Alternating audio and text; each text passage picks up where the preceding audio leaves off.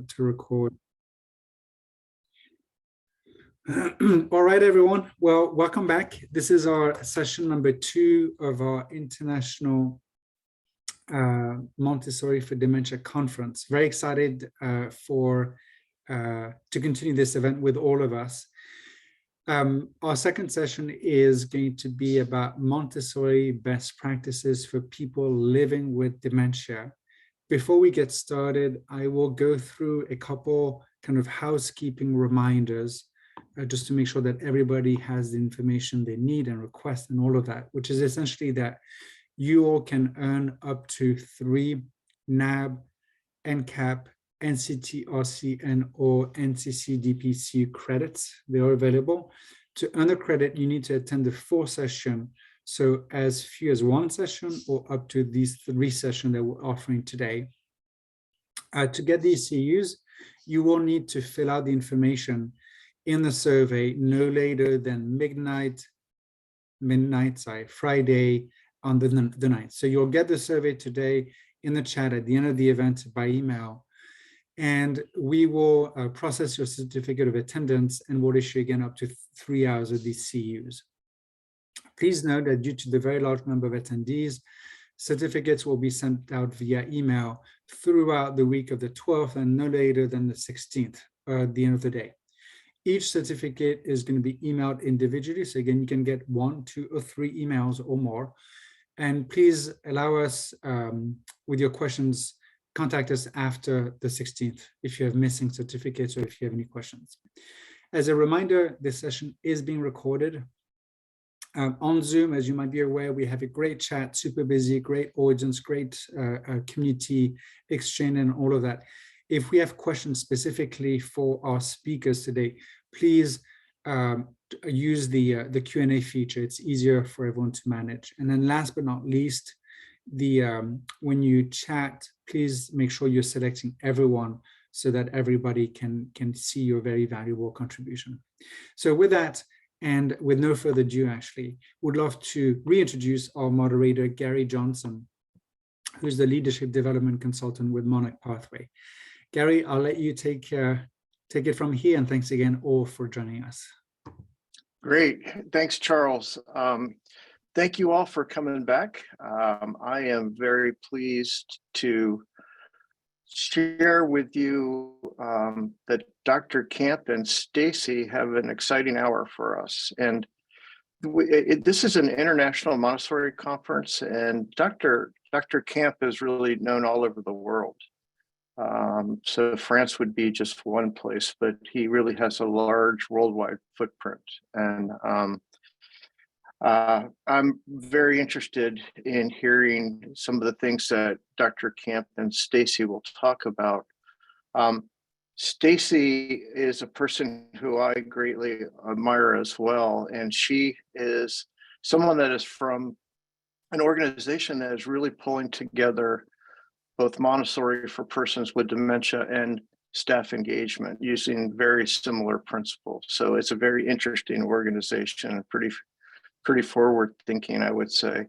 But Cameron and Stacy, just before you begin, in the last session, and this is something that comes up typically when we do these sorts of talks, one of the questions was about regulators. And I know, Stacy, Winsong has done some really interesting things, even in the midst of the throes of the pandemic, with saying, like, we're not giving up on Montessori. So I think that would be interesting to talk about. And then the other, Cameron, is really related to your topic, is about the research and right.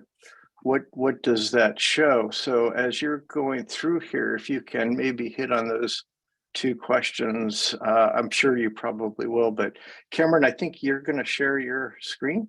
Yes. So here we go. And I will step out of the way. I'll give you a heads up when we're getting near the end. All right. And is my screen on for everyone?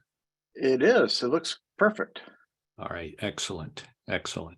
So I'm Cameron Camp. I'm Director of Research and Development for the Center for Applied Research in Dementia. And Stacy, I'll let you introduce yourself in your formal job title. I'm Stacy Flint. I'm with the Windsong Memory Care Communities located in Oregon, Washington, and Colorado. And my role is the strategic marketing specialist as well as the Montessori trainer for our company. Excellent. I would like to start off by saying that Jerome and Veronique did not mention that the first video that you saw with the patio and all of that was presented to a conference of physicians who are medical directors in long-term care. And it was an eye-opener, as you may think. Also, there were a couple of comments in the chat room. One was about residents with more advanced dementia not being as accepted by persons with earlier stage dementia. And so my wife and I, Linda Camp, Montessori teacher for more than 20 years, wrote a book called Teaching Empathy and Conflict Resolution to People with Dementia to address some of these issues. So if you go to our website, you can learn more about that. And then there were some questions about changes from the initiation of a Montessori approach until it's been, after it's been implemented. I'll show you some more general research outcomes, but here's a couple of examples. If you remember the woman who Jerome said had a 0 MMSE when she came into the nursing home, after she'd been there a while, that was reassessed and her score was 12, which isn't supposed to happen. And so what we say is expect miracles. Get used to it. I was talking with a woman who is running a Montessori-inspired lifestyle type of community in Victoria province in Australia, where they've been doing this for many years. And the last time I talked with her, she said, we have had no deaths on our memory unit in the last 18 months and no accidents.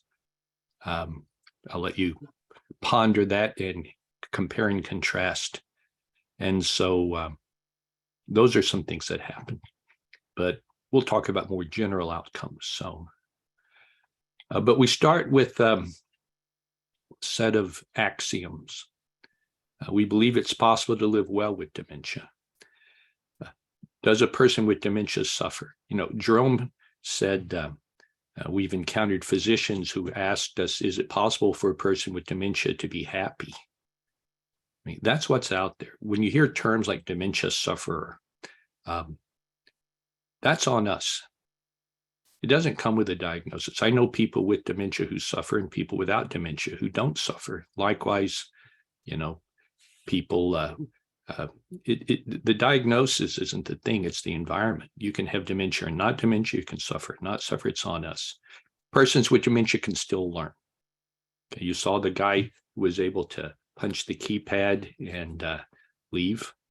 So persons with dementia have multiple learning capacities that are available. They're going to learn whether we want them to or not. They're going to learn whether they hate a place or like a place, hate a person, like a person. There's a test for that. If there's a person who usually sits at a particular chair for lunch, put some other resident there ahead of them and see what happens. So they learned that that was their chair after they got the diagnosis and moved in. And so when people tell you that persons with dementia can't learn, they're either not familiar with more than 3 decades worth of research, or they are. I'll let you think about that. And so here's a way of thinking. If persons with dementia can still learn, what would you like them to learn? Nose over toes before you stand up, chin tuck or chin turn before you swallow? Or what would persons with dementia want to learn if we ask them that? And so when you start with a different set of axioms that lead you in different directions, independence and purpose matter, as we've seen, and responsive behaviors in dementia are best addressed through engagement and purposeful activity. If a person with dementia is engaged in purposeful activity, we know what they're not doing. They're not in someone else's room. They're not sitting in a chair with their chin on their chest, sleeping during the day. They're not saying, I want to go home. So there's no pill that can give you a good quality of life. That's going to be on the environment that you live in and the opportunities that you have. So with the Montessori approach, as Gary mentioned earlier, it's about dignity, equality, and respect. And our French friends always say, add trust. These are the things that are the hallmarks, the values that underlie everything that we do. It's a focus on strengths and the minimal amount of assistance needed to be successful. You know, if you've ever seen a parent that does everything for their child, you can do it out of love, but it doesn't end well. It's very easy to teach dependence, even if you do it out of love, but it doesn't mean you've done the best thing for someone. It's about meaningful roles and community involvement. People with dementia want to be connected with the world. They don't want to live in a dementia ghetto. And finally, it's an environment that promotes engagement.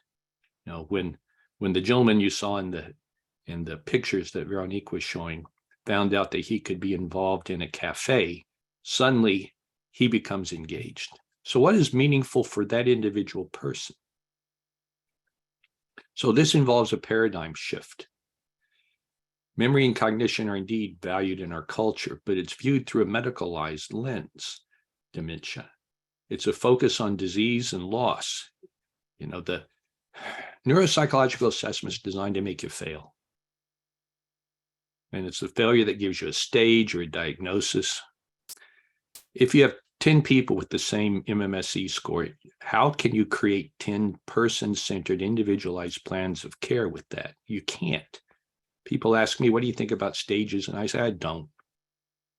I want to know what this person is capable of doing and what's their background and what's their interest. That's kind of sort of like what person-centered care should be like, and you're not going to be able to get that from a medical model. And we have to let go of the idea that we emphasize entertainment and distraction rather than purposeful roles. Okay. You know, you hear that in France, the activity staff are called animators. Think about that. Those who bring to life, those who inject life. So this is about living rather than just entertaining. Entertaining is great, but it's not everything in our lives. So what effects are produced? So from a medical approach, as you know, you get an overuse of psychotropic meds, overuse of sleeping aids. Disengagement and apathy is the most widespread and least treated responsive behavior. You get high staff turnover, decreased physical health. We know this. So we have to think in terms of a rehabilitation approach. We have to think in terms of looking at the capabilities people still have. And what can we give people in the environment, in our activities, and our materials to enable them to circumvent their deficits? You heard the term cognitive ramp. This is a cognitive ramp. This enables residents to call me by name. You know, if you've ever been at a party and someone calls you by name and starts talking to you and you don't remember their name, how do you feel? We create that same feeling in residents when we call them by name and they cannot call us by name. So you may need two name tags, one for corporate and one for the resident. Anytime we look at the environment in memory care, we ask two questions of any element. Question one, what is its function? And secondly, who is it for? Second one's a trick question. It should always be for the resident. So what is the function of a name tag?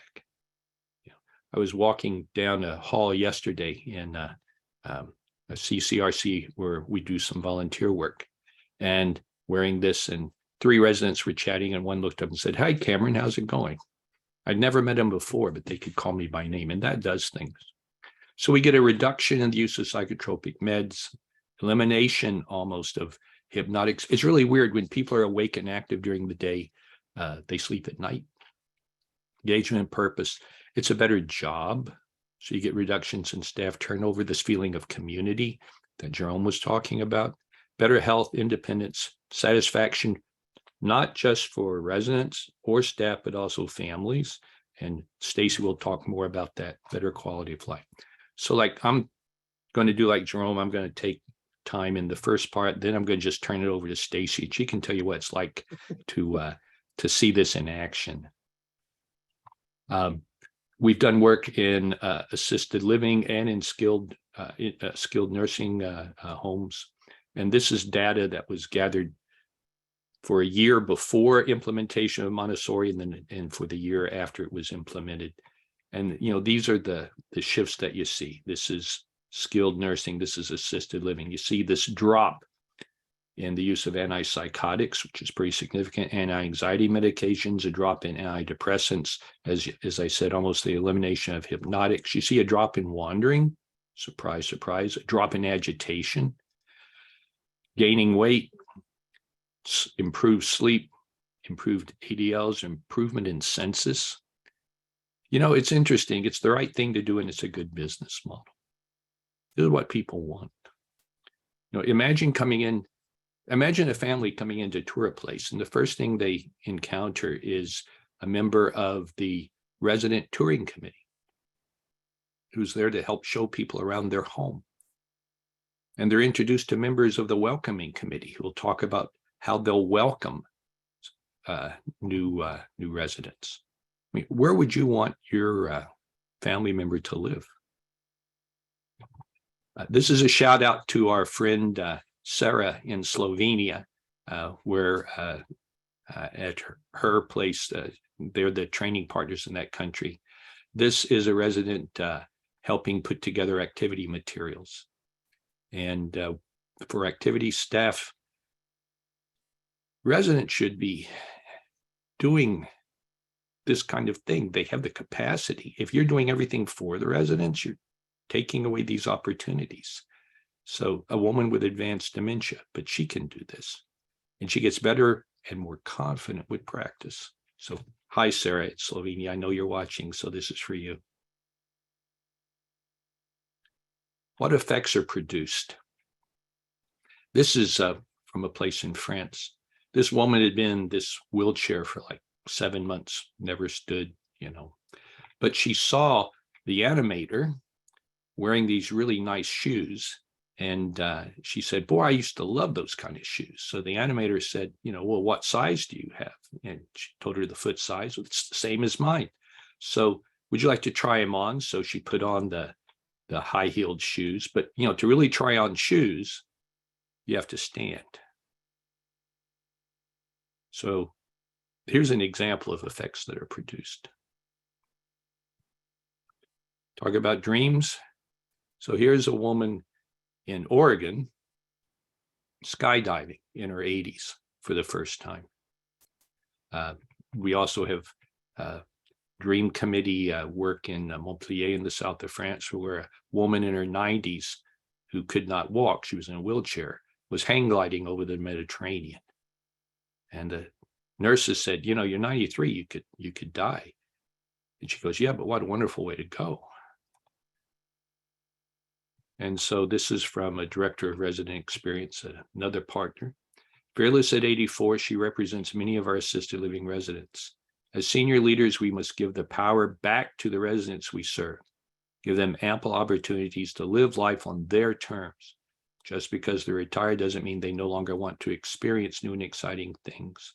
We should help give residents like Dee a reason to experience excitement every day. So how do we find strengths? Now, this is an example of a tool that we have.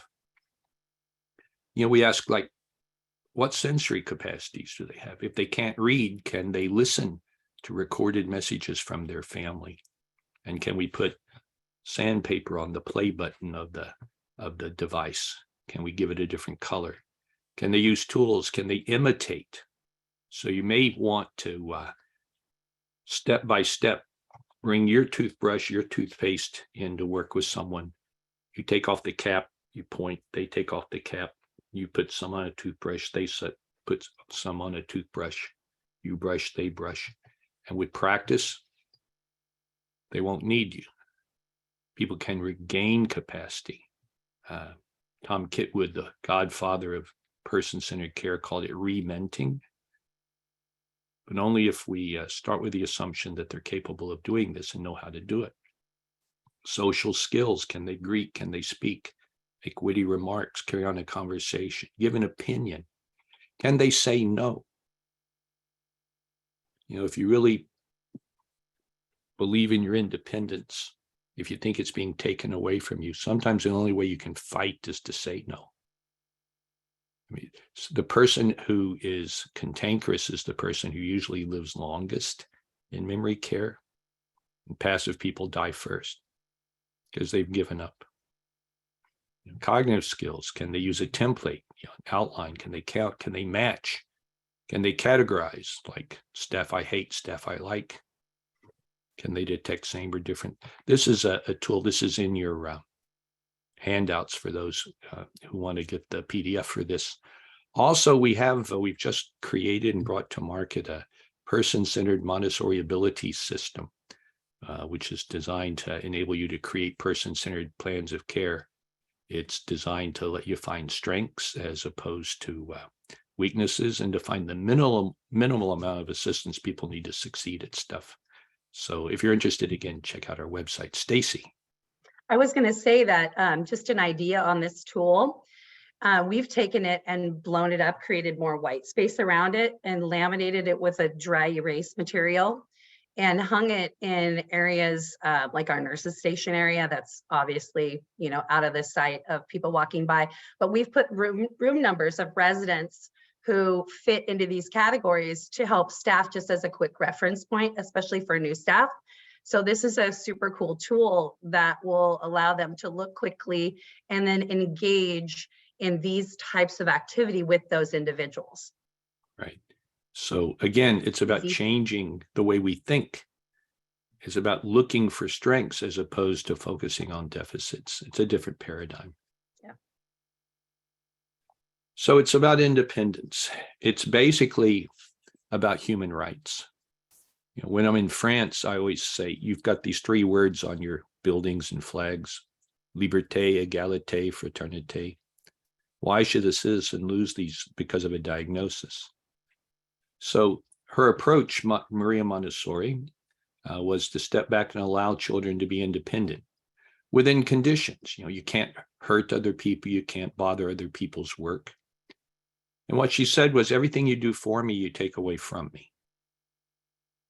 Think about that. Everything you do for me, you take away from me. So that changes the job of the activity professional. It's about enabling staff, residents, to do as much for themselves as possible. It's about engaging other staff to take part in programming. I was in South Carolina, and a guy in maintenance said, take a look at the nursing, skilled nursing activity schedule. 3:00 Thursday, cookies with Sam. I'm Sam. 3:00 Thursdays, I cook with the residents. So how can we do this with persons with dementia? We find their strengths, we focus, we build on them. We create cognitive ramps. We think of dementia as a disability and not a disease. And then we teach what they need to be successful. And a lot of times, not only are we teaching procedures, we're teaching people that they are indeed still competent. We're enabling people to regain self-esteem and self-confidence. Think about the faces in those videos. That's what it looks like. We can talk about it. That's what it looks like. And so here's a woman whose hands, Montessori said they will learn through their hands by doing, but we remember through our hands also. Feeding animals, taking care of the dishes. What are the abilities that your residents have? That's what we have to focus on. And so we have 12 key Montessori principles based on those values we talked about. Activities should have a sense of purpose and capture interest. We invite the person to participate. We get rid of the word can, and we say would. Would you help me? Would is a request between equals, and it gives the power to the resident to say no. Can is a test. We offer choice whenever possible. Would you like to wear this shirt or this shirt? They can just point. Would you like chicken or fish? And they see the food that they're ordering. as opposed to words on a menu. We demonstrate more and we talk less. So we demonstrate what we want someone to do, not tell people what to do. We focus on what they can do. We slow down, we match our speed to theirs. If you've ever been on the highway and someone passes you doing 95, how do you feel about those people? That's how a resident feels when we zoom past them and we move at our speed. Gary gave me that example, so thank you, Gary. I appreciate that. We use visual hints, cues, or templates, like the outline of dentures, so you know where to put them when they're not in your mouth, or the outline of your glasses, like I have in my house, because my wife gets tired of asking me to help her find them. Giving the person something to hold, as we've talked about. We go from simple to complex. We break a task down into steps. This is occupational therapy applied to a system. We finish by saying, did you enjoy this? Would you like to do this again? We don't think about right or wrong. We think about engagement. Look at their face. Are they happy? Are they engaged? You've done it right. So activity is not just entertainment. It's everything we do. Gives us a sense of control, a role. It's got to have purpose, as we've said. And when it comes to responsive behaviors, the best way to manage it is to deal with it before it occurs. You know, there's a story in China of the emperor who sent out his viceroy to find the best physician. And everyone pointed him to a guy. He said, "Why are you the best physician?" He says, "None of my patients get sick." Okay, so it's about engaging people so that you won't have to deal with a crisis. If it does occur, we become a detective to understand the root cause of the behavior. We don't deal with symptoms. And when, again, someone is engaged in meaningful activity, responsive behaviors drop a lot. So this is where it's being used, just to give you a sense. This is where we're getting ready to move also. So again, this is a worldwide movement. And another quote, "Help me to do it by myself." So at this point, I'm going to turn things over to Stacy. I'm going to sit back and on occasion perhaps make a comment, but Stacy, I'm going to let you take it from here and just tell me when to move the slides. All right, jump in whenever. So I think of this really as an active experiment, right? We really are, trying and sometimes failing and sometimes succeeding and building on those successes to, create this Montessori inspired lifestyle for our residents. It's kind of like the exaggeration game, right? You come up with an idea, you build upon it, you go, what if we did this? At the end of the day, it's fun, right? So one of our objectives with this conference was, or part of this conference was to talk about what it means to be a Montessori inspired lifestyle organization. And you can change slides.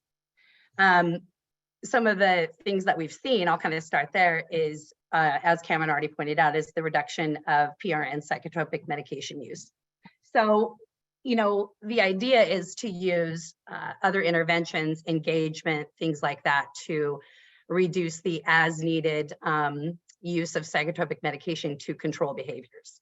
As you pointed out, when people are engaged, when they're involved in things, when they're interacting with people, what are they not doing? They're not having resident to residents.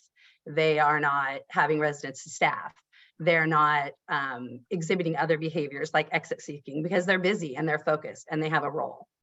What's interesting to me is that, we call upon so much of our past and the strengths that we've used. So the majority of our residents have it in their past to be focused on something, to start something and to finish something. So we're trying to tap into those strengths that are part of really everyday living. And I know you've said it, but it really is a human thing, to quote you, Cameron. These folks are no different than you and I.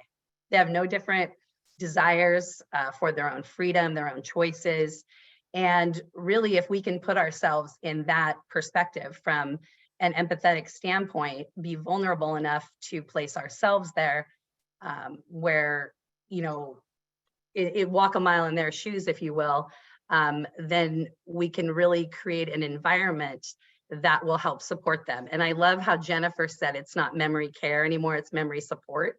I thought that was really great. We've also seen, like I said, a decrease in falls as well as the other stuff. It's created a more fulfilling living and working environment for everybody. As Gary mentioned, we are implementing a crossover, if you will, or an addition to our program that involves Montessori for staff. And with that, it just really levels everything up, right? I mean, I've heard Gary say, and Cameron multiple times, you know, you do these things for residents, you go out of your way for residents. Why don't you do that for each other? So we're really leaning into that and working closely with Gary and our community in Washington. We've had, because it being a more fulfilling environment, we've had better staff retention. Now, it's been challenging during COVID, don't get me wrong.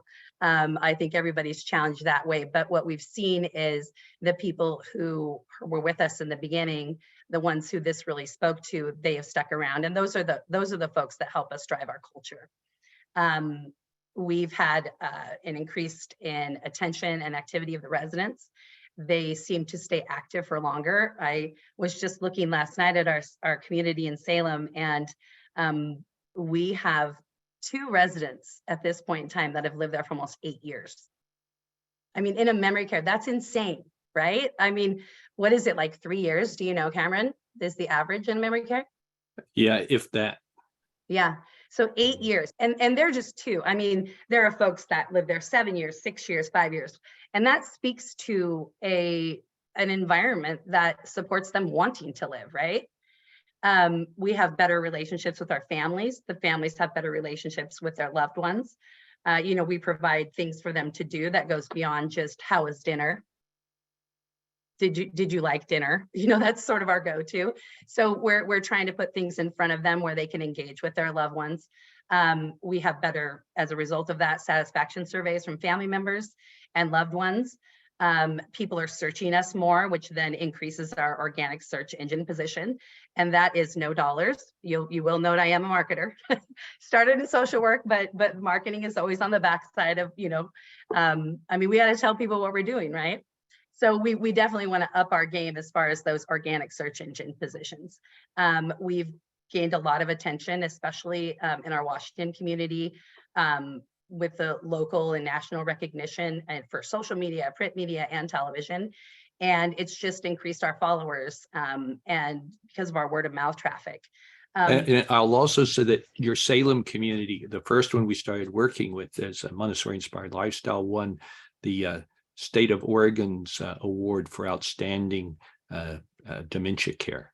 Yeah, so innovation. Yep. So, you know, you gain recognition. It is a great, yes, it is a great business model, but it also is better just in general for the residents as well as the staff. You can go ahead and move to the next slide. You know, it means that we change the way we think. I believe that perspective is really one of the most important parts of the Montessori inspired lifestyle. I think Jerome and Vero said that, Cameron, you've said that, but especially during COVID, you know, it really is a social model. And, you know, you can't really talk about a social model without talking about what's been going on and still in some ways is going on in our communities as far as being separate and things like that. When we actually opened a community during that time, and the perspective there, it was really kind of shocking to me because this community, they opened in May of 2020, and they'd never known a Montessori-based community without COVID. So having, you know, 2 communities in existence that knew it, and having one that didn't know it, they started with all of the parameters in place. And they, like, as you pointed out, Gary, and asked that we talk about, you know, not just sort of, you know, throwing it out with the wash and continuing the mission of creating a Montessori inspired lifestyle.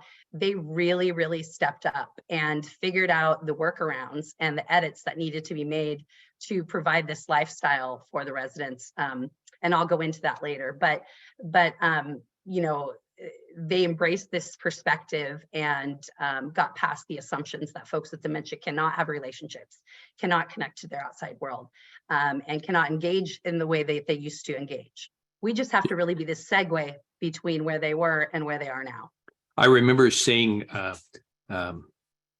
maintenance staff working with residents to create hand washing stations. Yeah. And gardening that was still done with 6 foot separated individual, pots, and then people bringing the gardens in, the plants in to let people who couldn't leave their room see and touch and feel the herbs and things. So yeah, great stuff. Yeah, and I'll show you guys some examples, but one of the things that we discussed very early on, knowing the challenges of the whole separation and not seeing families and stuff, was to look at the community as a whole, the greater community, and determine the voids. So we were all feeling that pain, right? And this is a pain that people with dementia feel all the time, being disconnected, right? And so now it was really interesting because everybody was feeling disconnected. And so we were seeing these different groups, specifically children, that were not, going to school anymore. Teachers were struggling to find things for them to engage in. So again, we just really leaned into those things and thought, well, we are a heck of a workforce. I mean, you put one of our communities together and, we can do a lot. We can move the dial, right? And so that's what we did there. We really set out to move the dial and provide support specifically for kids. And I mean, I'll talk about some of the different things we did, but just an example, for Valentine's Day, here it was Valentine's Day. What do kids usually do? They're going to school and they're having their little Valentine's party and whatnot. But our very creative and innovative folks in Washington came up with the idea of doing a pet adoption. So a balloon pet adoption, if you will. And you'll see some photos of it later, but they actually, I don't know if anybody remembers the Cabbage Patch Kids back in the day when you signed the adoption certificate.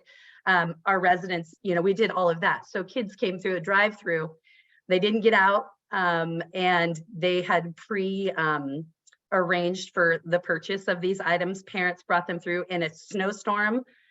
Well, for the Pacific Northwest, a major snowstorm. No snowstorm, not for you guys on the East Coast, but in the middle of a snowstorm, I couldn't make it there, and I'm on my phone fielding emails and messages through Facebook about people going, is it still going? And the line was just around the whole building of cars coming through. So kids were so elated, right? And that was just one way to bring some joy back to a time that was really lacking in joy and optimism. I remember the head of your dining staff at one place who spent time teaching a resident with dementia how to use FaceTime to be able to connect with his family. Mm-hmm. And she had patience, but she got to the point where he could do that on his own. And so again, how can you connect even during times of COVID? So absolutely. I was in the lobby of our community, one of our communities, and there was a resident who was out there. I don't recall what we were doing, but she really enjoyed it. She said, "Oh, wait a minute, let me go get my phone." And I was like, "What?"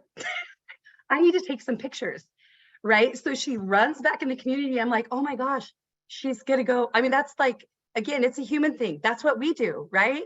And she runs in and they tell me she actually has a blog that she takes photos of what she does throughout the day. Her daughter helps her with it. She doesn't share it, I understand, with a lot of folks, but how amazing is that, right? She's chronicling her life, even with dementia.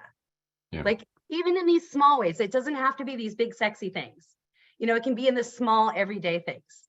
So, one of the things that I also like to point out, and I usually say it a little differently, so I edited myself for this, but it really means to be a Montessori community that the physical care, the actual care is solid, so that we can build upon that, and we can concentrate on the good stuff. The care part should be a foregone conclusion, that it is good, that if you talk about Maslow's hierarchy of needs, that those bottom 2 levels are met. The top 3 are really, that's really the Montessori piece in my mind. we want to get to the good stuff, the stuff that brings the joy and the fulfillment. And this is a rehabilitation program also. So it's a great place to start, that the actual physical care is solid. And anyways, you can go ahead and switch slides. I really talk about knowing the person as, if you will, principle zero. Because that's really our launch point. That's where we start, right? I think, Gary, you laughed because I said this is our spot of detonation, right? It's where we start everything. It's, if we're calling upon things like muscle memory and areas of interest, and what their strengths are, their superpowers, it's important for us to know them. So what it means to be a Montessori community is really having those things in place so that you can streamline that process and know the people. Obviously you interact with them and whatnot, but the data collection process, the understanding who they were, and honestly, really the way they thought of themselves, I think is very important. Because we all have a vision of ourselves and the way we've lived our lives, right? And then there's the onlookers. So if the way they thought of themselves is one way, then that's their goal, right? That's where they want to be. So our job, again, is to be the segue and help them be there by asking them and involving them and giving them roles. Right. And making sure that we ask the resident and not the family member what they like. Yes. I always say, I love my children, but don't ask them what I like. Oh, yeah. All right, because they will probably be way off base. And what I used to like when they were children may not be what I like now. So it's about enabling the person with dementia to speak for themselves. Absolutely. I can't tell you how many people, I began with Winsong as the community relations coordinator, which does admissions. And I would hear, oh, that's great. You guys do that, but my mom will never do that. And I'm like, okay, right? Within, 24 hours of them, or the afternoon that they come in, I'm in the kitchen looking through the window in the community, taking photos of their mom doing exactly what they said they wouldn't do. So to your point, absolutely. And I agree, please don't ask my kids. So it really means at the end of the day that we're inquirers, to your, you just mentioned, ask the person, ask them how they would choose to spend their time. It's really thinking of who they would be, what they would be doing, who they would be connecting with if they didn't have dementia, right? So we're just kind of discarding that they have dementia. We'll work on circumventing their deficits, to use your language, Cameron. But we want to know initially what they would be doing, who they would be, who they are, who they were, and you build the community around that. Right? Yeah. You build the culture around that, just like your neighborhood. Yes. We choose our neighborhoods for location to school, maybe for, location to our work, our commute, whatever, the vibe of the community. Does it fit with us? Well, that's what we really want to build within our memory care communities. Right. I mean, what does a person with dementia want? A person with dementia wants what a person without dementia wants. Yep. They want to live in a home that has like their furniture and their bedspread and their things on the wall. Okay.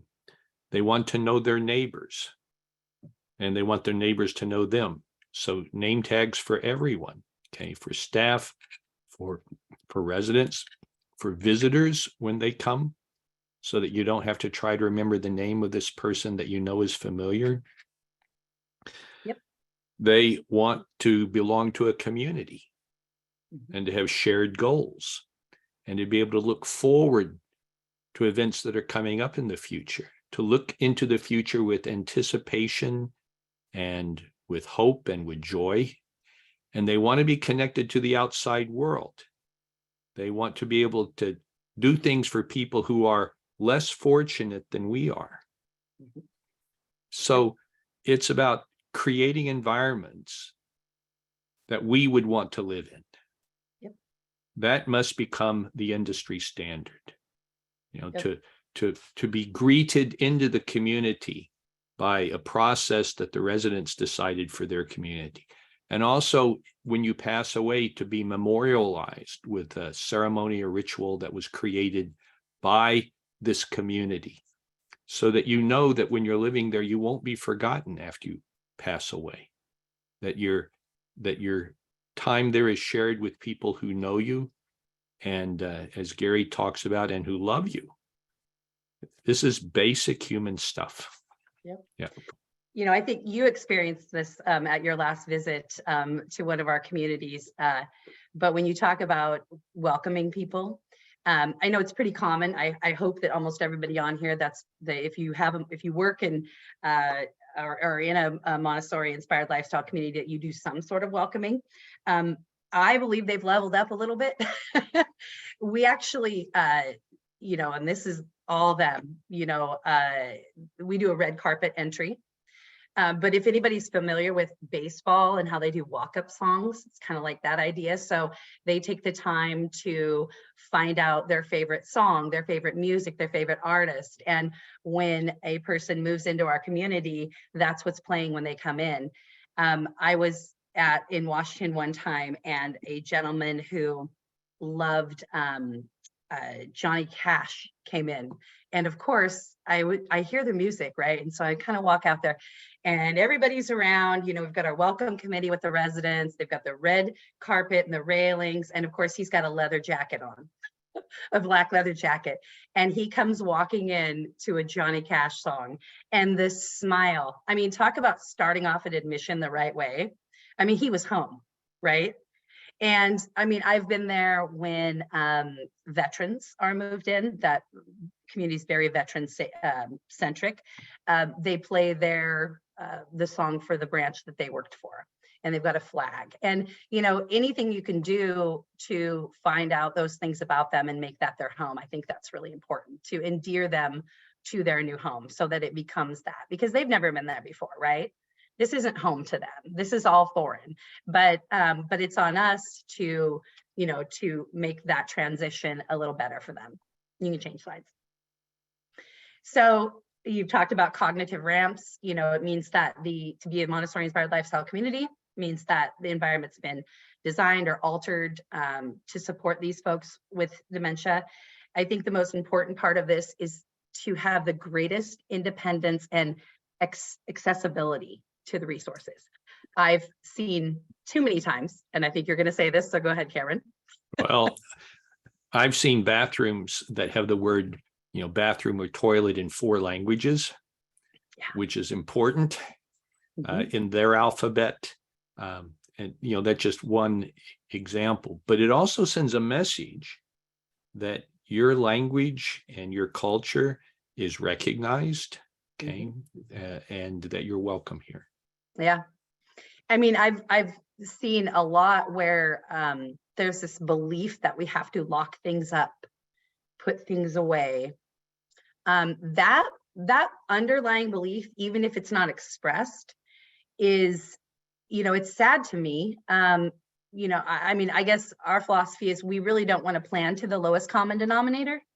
That, you know, should there be something that we need to put away because there's a safety issue, you know, we will discuss that then, but we don't want to make the assumption that just because someone has dementia, that they're dangerous, that they make poor decisions, that they, I mean, it's sad to me that we kind of further disable them when we do that by taking away their options.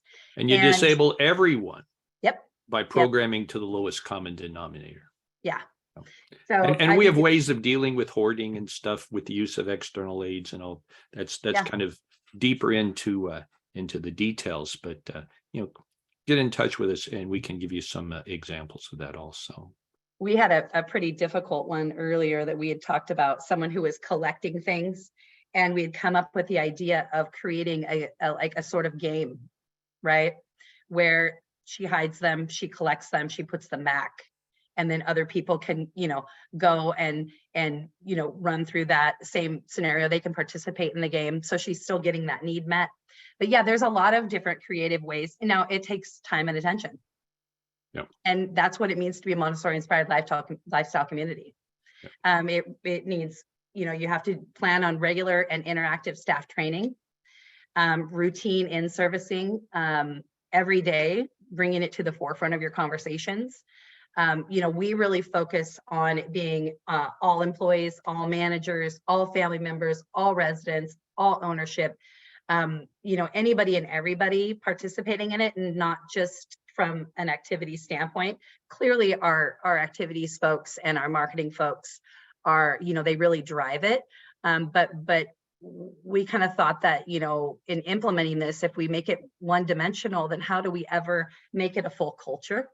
Right. I mean, I've seen So- places where every management personnel, every person in management is to adopt a resident in memory care. Mhm. And they spend at least 1 hour a month in the neighborhood. It can be done in like 15-minute increments, which is actually kind of like better, like 15 a week. But it sort of like breaks down the barriers, breaks down the walls. And it does something to line staff to see an accountant there talking with one of their residents, seeing how they're doing, taking them, under wing, as it were, talking to other staff about how are they doing. So it is every employee, manager, family member. It is system wide. And this is where Gary and Alex in the third session are really going to hammer these points home. How can you create system-wide application of these values and principles as a culture, and not just as something specific to activities program? Yeah. I really think the key of that is a cross-section of perspectives and positions. Yep. Oftentimes we're really driven from this like management sort of, but if you want to impact a culture and in every aspect, you've got to have the voice of the people who actually do the job, who provide the care.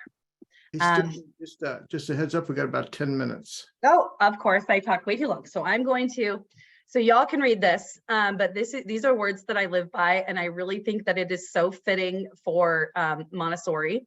I often say I come from a place of yes. I really don't like to say no at all. Not to myself, not to anyone else. But the point is that yes is for all people. And an attitude of yes is how things happen. It's how things grow. And it's how innovation comes to fruition. So here are some of the examples that I spoke about earlier. Now I'm going to accelerate a little bit here. We talked about connecting to the outside world and the different perspective that our community, specifically in Washington, had an opening with during COVID. We looked around the nation really, and saw what people were doing, how they wanted to be involved, how they wanted to somehow connect. And we just really leaned into that. You can change the slide. Really our first go at it was, we initially did a drive-through plant pickup. A lot of stores were closed at that time. And, this has turned into an annual event. And I will say right now that we've really I would classify this community as an event center at this point.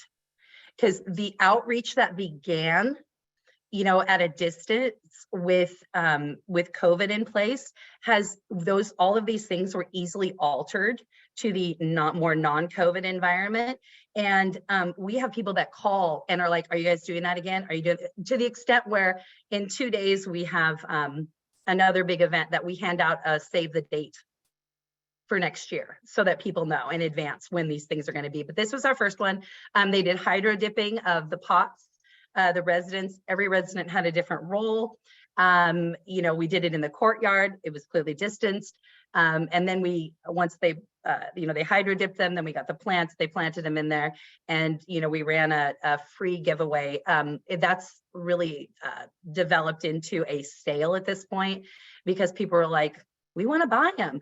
And so we raised money for this one. I think I have to remember what we raised money for this one. I'm sorry, you guys, if I don't remember that. I think it's the association, but anyways, this was one of them. Okay, so then I talked about this a little bit earlier. This is our the Mylar balloon pet adoption. If you'll see down in the bottom and in the picture that's right in the center, the one above it and the one down below, the residents built a hitching post, if you will. These are the balloon Mylar pets. They all have special names. We partnered with Mikey's Chance, which is a vet hospital in Kennewick, Washington, and we raised money for them. This is 3 years going now, and it's a hugely popular event. They're super cheap, kids love them, but it was just one of those things that we looked around again and thought, okay, you know, kids need some interaction, we needed to connect, and this was just one of the ways that we did that. This actually was, the news was there for this. It was on the local news, and picked up at a lot of different stations. This is what's happening in 2 days at our community in Washington also. So every year, they, starting during the pandemic, realizing that a lot of the light displays were shut down, that people weren't, you know, they're really discouraging people to go out. So we made it COVID friendly, where they could drive through. We didn't have any interaction. We did, you know, they could get out, but there's nobody around there, and take photos. You'll see above, if you guys are familiar with National Lampoon's Christmas Vacation, the residents and the staff together created this. It's huge. It's just like as tall as the building. And it's a photo opportunity. So there's a pull off where people can get out and take pictures. Normally there's a little guy standing there in a robe with a funny little hat on and a hose. And you guys will probably remember that from the movie, but it's a little bit cheeky and it's pretty fun, but they take the entire year to create this light display. They do Power Tool Tuesdays. They go out and they cut and they sand and they paint, and it's a group effort. But they literally start in January for the whole next year. And it's open. They have a launch night, and then it's open throughout the whole season. Anticipation of the future with joy and hope. Yeah. And, you know, the point is that just because, you know, you see these things everywhere, like go out in your community, see what people are coming out for. Our residents want to go out and be part of that. And during COVID, if they couldn't go out and be part of that, we're like, cool, we got it. We'll do it ourselves. And that like perspective and that belief, it knows no limits. Because once they do one of these things, they're invigorated, not just the staff, not just the residents, but the families too, and the community as a whole. And they come to anticipate it. This is our version of a garage sale. So it started with that concept, and it moved into, we have a very, very creative community relations director, and she came up with junk in your trunk. So we sold parking spots, and people were able to come out and bring not only their garage sale items, but if you sold things like essential oils, or if you were a crafter or whatever it was, they came out and they sold their things out of their trunk. It's about 2 minutes. These are great stories and inspiring. But I wonder if you and Cameron, you know, have maybe one thought apiece to wrap up, and then we'll be at the bottom of the hour. Yeah. Can I get another hour? Look at that sign in the center top. What message does that send out into the world about memory care and about dementia? You know, that's a very different message. That is about normalcy. It's about connection with the community. It's about purpose. You know, this is what's possible. Okay, this is what's possible. It's about roles. We are in the business of changing attitudes, of challenging negativity and the idea that you get the diagnosis and your life is over. This is about flipping that message. And this is an example of how that's done. Good. Stacy, any last thought? Yeah, I think it's really about creating tools to deepen the relationships with others and the world around them, and using imagination and creation and to echo the desires of the people that live with our communities, and to value their contributions, and to use these contributions in a way where we tell a story and tell about our experience. And so that's kind of the marketing piece of it, that whatever you're doing, please tell your story. Video, pictures, these kinds of things, tell your story. And maybe if I'll end with, if you work with Stacy and the Windsong community, they encourage every staff to have their own Montessori story. Have them be able to say, this is my story. This is my experience with it, which is really, really quite an amazing thing. Charles, I want to invite you to magically appear And just a quick shout out to all of the Windsong staff who are at watch parties as we speak. yeah. Thanks for being there. I love my people. I love my people. Yes. And Charles, I think we're going to swing into, I'll introduce Jamie, but did you have anything you wanted to? No, just Cameron, Dr. Camp and Stacy. Obviously, this was amazing, beyond amazing. So thank you very much. Yeah, let's, Gary, if you don't mind, on sharing your screen, I just want to remind people, well, actually, yeah, just